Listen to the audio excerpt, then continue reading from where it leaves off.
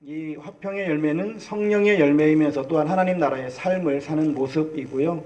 화평이라고 하는 것을 사전을 찾아보니까 개인 간이나 나라 사이의 충돌이나 다툼이 없이 평화로운 상태, 그리고 마음속이나 집단 안에 갈등이나 충돌이 없이 평온함을 말합니다. 혹시 오늘이 어떤 날인지 아십니까? 오늘이 1987년 11월 29일 이날은 칼기가 폭파된 사건이 일어난 날이거든요. 김현희가 대한항공 858기를 폭파시켜서 115명이 죽게 되어집니다.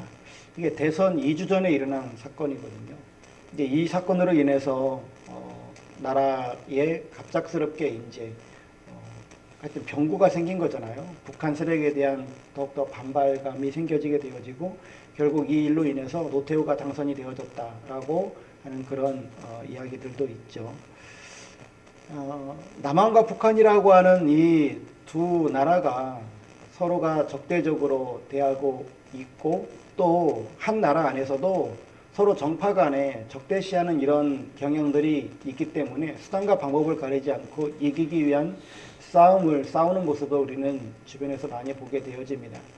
이런 모습들이 비단 국가 간의 문제나 혹은 정파 간의 문제만 있는 것이 아니라 교회 안에도 이런 일들이 비일비재하게 또한 일어나고 있는 모습들을 보게 되어져요.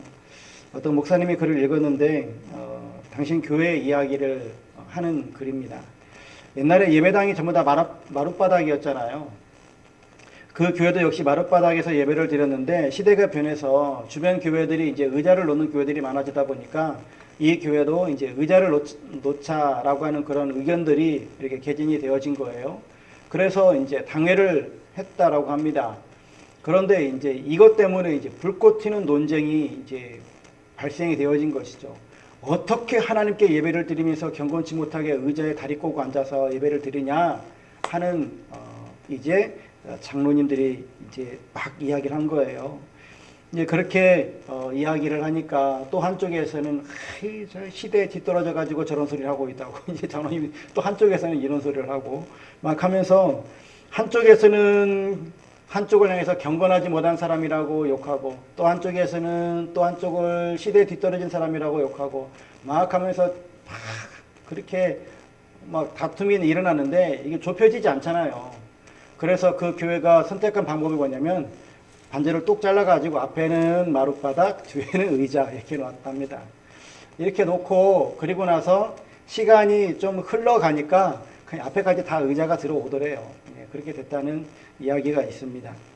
여러분 의자를 놓고 예배를 드리는 것이 무슨 성경상의 문제도 아니고 교리의 문제도 아니고 이거 의자를 놓고서 예배를 드리느냐 안 드리냐 이것이 우리의 구원의 문제와는 하등의 관계도 없는데 이것 가지고 아주 그냥 교회가 분열이 일어나고 그리고 교회가 다툼을 하는 또 비난하는 이러한 양상들이 일어납니다. 비난과 분열은 하나님의 나라가 아니거든요. 그런데 오늘 우리가 로마서 본문을 읽었는데 이 로마 교회에도 그런 일들이 발생해요. 로마 교회는 고기와 술을 먹는 것이 그 당시에 큰 논쟁거리였거든요. 레위기에 보면 유대법에 먹을 수 있는 고기와 먹지 못할 고기들이 있습니다.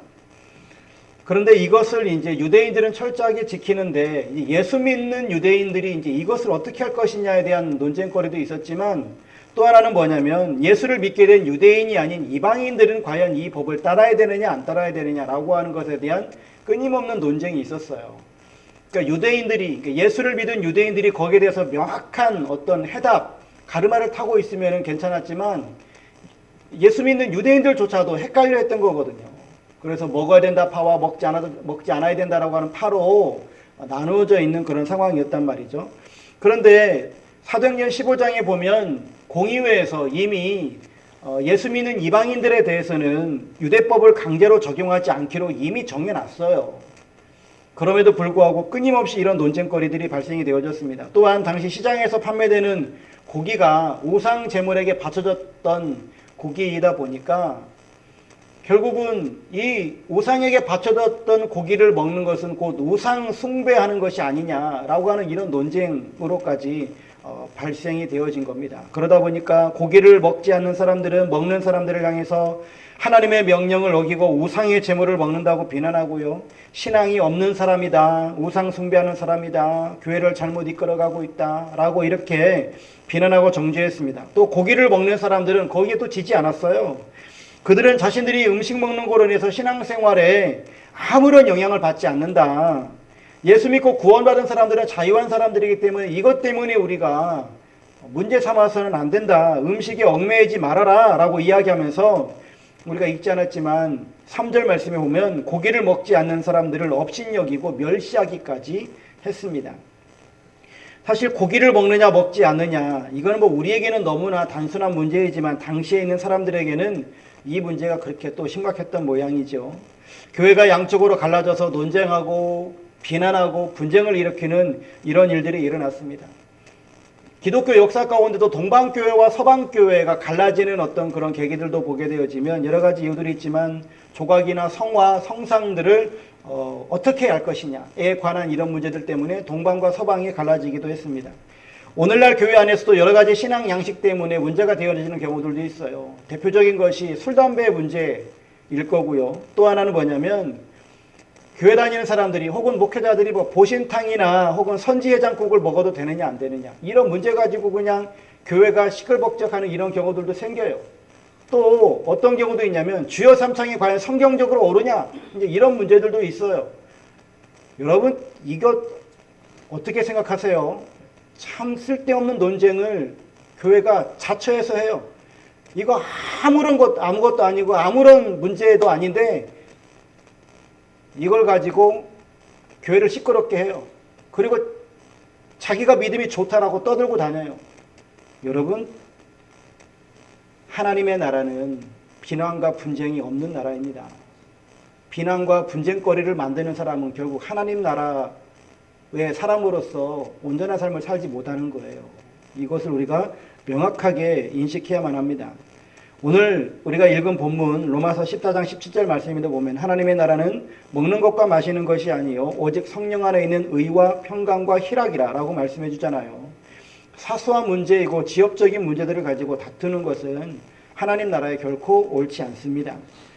그리고 두 번째로는 하나님 나라는 성령 안에서 사는 사람의 나라인데 우리가 읽은 이 로마서 14장 17절 본문에도 보면 하나님의 나라는 먹는 것과 마시는 것이 아니요 하나님의 나라는 먹는 것과 마시는 것이 아니요 오직 성령 안에 있는 의와 평강과 희락이라. 네, 하나님의 나라에서 가장 중요한 것은 바로 성령 안에서 사는 삶입니다. 성령님께서 역사하시고 인도하시고 그 성령님의 지배를 따라서 살아가는 것, 이것이 바로 우리가 하나님 나라를 살아가는 삶의 원리라고 하는 것이죠. 우리가 신앙생활한다고 하면서 성령님의 지배를 받지 못하고 성령님의 인도하심에 대해서 내가 무감각하다라고 하다면 그 사람은 심각하게 자신을 돌아봐야 돼요. 내가 지금 하나님을 믿는 사람인가? 내가 지금 하나님 나라를 사는 사람인가? 심각하게 돌아봐야 됩니다. 성령 안에 사는 사람들은 그리고 본문에 보니까 평화를 이룬다라고 하는 거예요. 평강을 이룬다라고 하는 겁니다. 하나님 나라의 백성들이 의와 평강과 희락을 만들어가게 되어집니다. 여러분 잘 알다시피 우리가 지금 갈라디아서 5장 22, 23절 말씀을 그 주요 본문으로 하면서 지금 성령의 열매를 지금 나누고 있잖아요. 사랑과 희락과 화평과 오래 참음과 자비 양선 충성 온유 절제 이 9가지 열매를 맺게 되어지는 것이 바로 성령의 열매예요. 이 성령님의 지배를 받고 살아가는 사람들은 이런 9가지 열매를 맺는 것이 당연한 거예요. 거기에 뭐 비판이나 비난이나 정죄나 분쟁, 분열 이런 것들은 온당하지 않다라고 하는 겁니다. 더군다나 로마서 14장 17절 말씀에 보면 의와 평강과 희락을 만들어내게 되어 있습니다. 의라고 하는 것은 하나님과의 바른 관계를 말하는 것이고 평강은 하나님과 바른 관계를 맺은 사람들이 사람과 관계 속에서도 평안을 누리고 평강을 누리는 거예요. 그리고 이 평강을 누리는 사람들에게 이 내적인 기쁨, 희락이 있는 거거든요. 이것이 바로 우리 그리스도인들이 맺어야 될 열매들인 것이죠. 여기서 말씀하고 있는 이 평강은 곧 화평과 같은 단어예요. 아까도 말했던 것처럼 화평은 개인 간이나 나라 사이에 충돌이나 다툼이 없이 평화로운 상태입니다. 마음속이나 집단 안에 갈등이나 충돌이 없이 평온한 상태를 말해요. 이 평강에는 하나가 된다라고 하는 뜻이 있어요. 그래서 사람과 사람이 하나가 될 때 그 가운데 평화를 이루어지게 되어지는 것이죠. 그래서 성령 안에 있으면 성령님께서 우리들에게 평강의 열매를 맺게 하고 평화의 열매를 맺게 하시기 때문에 분란이나 다툼이 없어요. 왜냐하면 하나이기 때문에 그래요. 그래서 사람들 간에 장벽이 사라집니다. 장벽이 사라져요. 남녀노소의 장벽도 사라지고 빈부귀천의 장벽도 사라져요. 교리와 전통의 장벽도 사라져요. 인종과 언어, 문화의 장벽도 사라져요. 소위 그런 얘기가 있어요. 기독교 어떤 집회를 하게 되어지면 찬양 집회를 하면 모든 사람들이 손에 손잡고 하나님을 찬양합니다. 그러나 이때는 전부 다 하나가 되어 있는데 설교만 시작했다면 이제 그때부터는 갈라지기 시작해요. 장로교파, 감리교파, 오순절파 갈라져요. 왜? 교리가 다르니까요. 교리 때문에. 똑같은 하나님을 믿고 있음에도 불구하고 이 찬양할 때는 하나가 되어지는데 왜 설교를 시작하면 왜 갈라져야 하냐고요. 이거 난센스 아닙니까? 그런데 희한하게 그렇게 되어져요. 여러분, 성령 안에 있으면 자기를 죽이고 포기하고 성령의 지배에 순종하기 때문에 장벽이 다 무너져 버리고 하나가 되는 것, 평화를 이루는 이러한 삶을 살게끔 되어져 있습니다. 이러할 때 이렇게 교회가 화평하게 되어질 때 18절 말씀에 보면 이로써 그리스도를 섬기는 자는 하나님을 기쁘시게 하며 사람에게도 칭찬을 받느니라 라고 하는 말씀과 같이 하나님께 영광이 되어지고 또한 사람들에게는 칭찬을 받는 이러한 그리스도인이 되어지는 것이죠. 네, 그래서 우리는 성령의 열매를 맺게 되어지면 이 화평의 열매를 맺게 되어지면 하나님께 영광이요 다른 사람들에게는 칭찬을 받는 이런 그리스도인들로 우리는 살아가게 되어진다라고 하는 겁니다. 그러면 우리가 누구와 평화를 가져야 되느냐, 누구와 우리가 화평해야 되느냐라고 하는 것이 또한 대단히 중요하겠죠. 화평이라고 하는 이 말은 헬라어로는 에이레네예요. 그런데 이것은 히브리어인 샬롬에서 왔습니다. 이스라엘 사람들은 만날 때마다 샬롬이라고 하는 인사를 하죠. 그런데 이 샬롬이라고 하는 것이 우리 성경에서는 화평, 평강, 평안, 화목 등등 여러 가지 이런 단어들로 번역이 되어지는데 과연 이러한 화평, 평안을 누구와 이루어야 되느냐? 성경에서 보면은 크게 네 부류와 화평해야 된다라고 말씀해 주고 있어요. 첫 번째는요, 하나님이에요. 하나님과 화평해야 돼요. 여러분, 사람은 죄로 말미암아서 하나님과 원수되었습니다. 그러나 하나님께서 우리와 이 막힌 담을 해결하시기 위해서 예수 그리스도를 이 땅에 보내주셨어요. 예수님께서 십자가에 못 박혀 죽으심으로 말미암아 우리가 하나님과 화목하게 되어졌습니다. 주님께서 화목제물이 되어주셨거든요.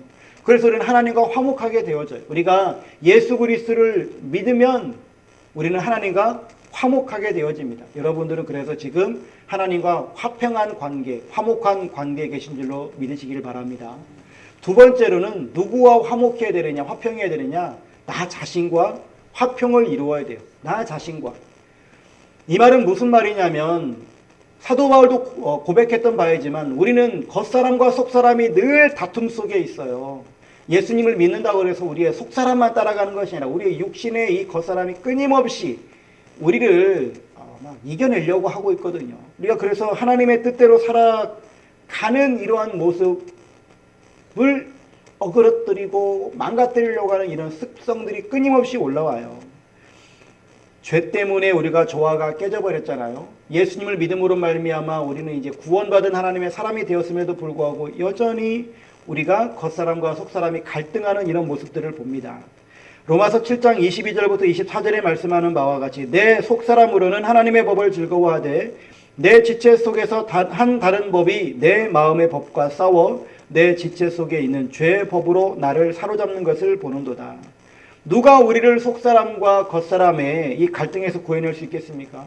바로 예수 그리스도밖에 없어요. 우리가 예수 그리스도를 믿음으로 말미암아 내 속사람과 겉사람이 온전히 하나님만을 바라보고 하나님을 찬양하고 하나님을 예배하는 삶을 살아갈 수 있도록 우리는 늘 주님 앞에 엎드리는 이런 삶을 살아가야 될 줄로 믿습니다. 그리고 우리는 믿는 성도들 간에 정말로 화평을 이루어야 돼요. 마태복음 5장 23절 24절에도 예물을 제단에 드리려다가 거기서 형제에게 원망 들을 만한 일이 있는 것이 생각나거든 예물을 제단 앞에 두고 먼저 가서 형제와 화목하고 그 후에 와서 예물을 드리라. 형제간의 화평이 대단히 중요합니다. 그리고 하나님께서는 더 넓혀서 모든 사람과 화평하기를 원하세요. 로마서 12장 18절에 할 수 있거든 너희로서는 모든 사람과 더불어 화목하라. 히브리서 12장 14절 모든 사람과 더불어 화평함과 거룩함을 따르라. 이것이 없이는 아무도 주를 보지 못하리라. 이 말씀을 보면 너무 무섭지 않습니까? 모든 사람과 더불어 화평함과 거룩함을 따르라. 이것이 없이는 아무도 주를 보지 못하리라. 여러분, 우리는 하나님과 화평을 이루어야 되고 나 자신과도 화평을 이루어야 되고 그리고 내 믿는 형제들과도 화평을 이룬과 동시에 또한 모든 사람과도 화평을 이루는 이러한 그리스도인으로 살아갈 것을 하나님께서는 원하신다라고 하는 겁니다. 그러면 어떻게 해야 이렇게 화평하게 하는 자가 될 수 있는가? 여러분 앞에 화면을 보시면 거기 보면 4번에 7가지를 적어놨습니다. 먼저 하나님과 화목해야 됩니다. 나 자신이 하나님과 평화 관계에 있지 않으면 다른 사람과 절대 화목할 수 없어요. 두 번째, 자신과 화목해야 됩니다. 이건 우리가 앞서서 나눴던 내용들이죠. 내 안에 하나님이 나를 용서하셨다라고 하는 확신이 있어야 돼요. 예수님이 나를 용서하셨습니다. 나를 구원하셨습니다라고 하는 이 확신을 가지고 나를 책임져 주신 이 은혜를 우리가 아멘 하면서 나에 대한 부족함 혹은 불만 혹은 나의 이 연약함 이런 모든 것들이 있지만 그럼에도 불구하고 우리가 하나님 나라를 바라보면서 하나님의 은혜를 바라보면서 또는 나에게 하나님께서 은혜 비추신 것을 생각하면서 건강한 자아상, 긍정적인 자아상을 가지셔야만 합니다. 세 번째, 내 안에 평안을 가지는 것. 이것은 성령님의 역사가 아니고서는 안 돼요. 다시 말해서 화평, 화목, 평강, 평안 이 모든 것은 내가 노력한다고 맺어지는 열매가 절대 아니다 라고 하는 이 사실입니다. 이건 성령의 열매예요. 그래서 성령의 역사하심 따라서 우리가 맺을 수 있기 때문에 우리가 노력하려고 애쓰지 마시고요. 성령님께 모든 것을 맡기십시오. 즉 성령님께 우리의 모든 것을 맡긴다는 것은 나를 꺾어야 돼요. 내가 죽어져야지만이 가능해요. 내가 십자가 못 박힌 존재입니다. 하나님 나는 이미 죽었습니다. 라고 하는 이 믿음으로 우리가 하나님 앞에 나를 납작 엎드리고 성령님께서 나를 인도하시는 그 길을 걸어가게 되어질 때에 우리는 이 화평의 열매를 맺게 되어질 줄로 믿습니다. 그러할 때 우리는 회개하고 기도하면서 말씀 안에서 살게 되어지거든요. 네 번째로는 바로 주님의 마음을 가질 때 화평할 수 있습니다. 이것은 주님이 내 안에 오셔야 된다라고 하는 거예요. 즉 성령님의 인도를 받아야 된다라고 하는 것과 같은 맥락인데 주님이 내 안에 오셔야 돼요. 주님은 평강의 왕이시잖아요. 평강의 왕. 그 주님께서 내 안에 오실 때만이 우리는 믿음 안에서 살아가게 되어지고 결국 평강의 열매를 맺게 되어져 있습니다. 다섯 번째는 십자가를 적용할 때 화평할 수 있어요. 내 안에 욕심이 있고 이기심 등이 일어납니다. 그래서 분란과 또한 갈등들이 일어나고 비난하게 되어지고 비판하게 되어지는 거예요. 그런데 십자가에 내 정욕과 욕심을 못 박아버리면 우리는 평안을 소유할 수 있습니다. 내가 죽으면 하나님께서 나에게 평강을 허락하세요. 그래서 우리는 내 모든 것들을 십자가에 적용할 수 있어야 됩니다. 여섯 번째, 감사를 찾을 때 평화할 수 있습니다. 원망과 불평이 있는 곳에 평안이 있을 수 없습니다. 화목할 수 없어요. 감사가 있는 곳에. 빌립보서 4장 6절부터 7절 말씀에도 보면 아무것도 염려하지 말고 다만 모든 일에 기도와 간구로 너희 구할 것을 감사함으로 하나님께 아뢰라. 그리하면 모든 지각에 뛰어난 하나님의 평강이 그리스도 예수 안에서 너희 마음과 생각을 지키시리라. 감사할 때 하나님께서 우리에게 평강을 주신다 약속하고 계십니다. 일곱 번째, 겸손의 이웃을 섬기고 사랑할 때 평화를 우리에게 주십니다. 로마서 2장 10절에 선을 행하는 각 사람에게는 영광과 존귀와 평강이 있으리니 라고 말씀하세요. 여러분, 우리에게 하나님께서 이 화목, 화평, 평안, 평강을 주실 수 있는 길들을 이렇게 다양하게 열어놓으셨어요. 여러분들은 지금 얼마나 평안을 누리고 계십니까? 하나님과 평안하시고 나 자신과도 화목하고 있고 또한 형제 간에도 화목하고 우리 모든 사람들과도 화목한 이런 삶을 살아가고 계신가요? 하나님께서 우리들에게 열어놓으신 이러한 여러 가지 방법들을 통해서 우리가 화평을 이루는 삶을 살아가게 되어질 때 하나님께서 우리들에게 주시는 복이 있습니다. 오늘 읽은 마태복음 5장 9절 말씀에 보니까 화평하게 하는 자는 복이 있나니 그들이 하나님의 아들이라 일컬음을 받을 것이미요 라고 말씀합니다.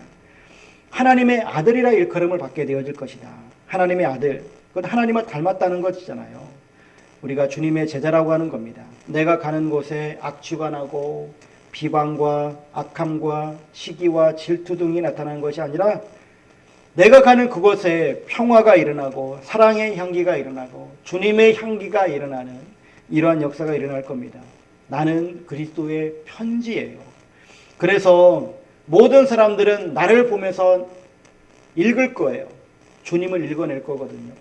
그러할 때에 하나님 앞에서 뿐만 아니라 사람들 앞에서도 우리가 인정받는 삶을 살게 될 줄로 믿습니다.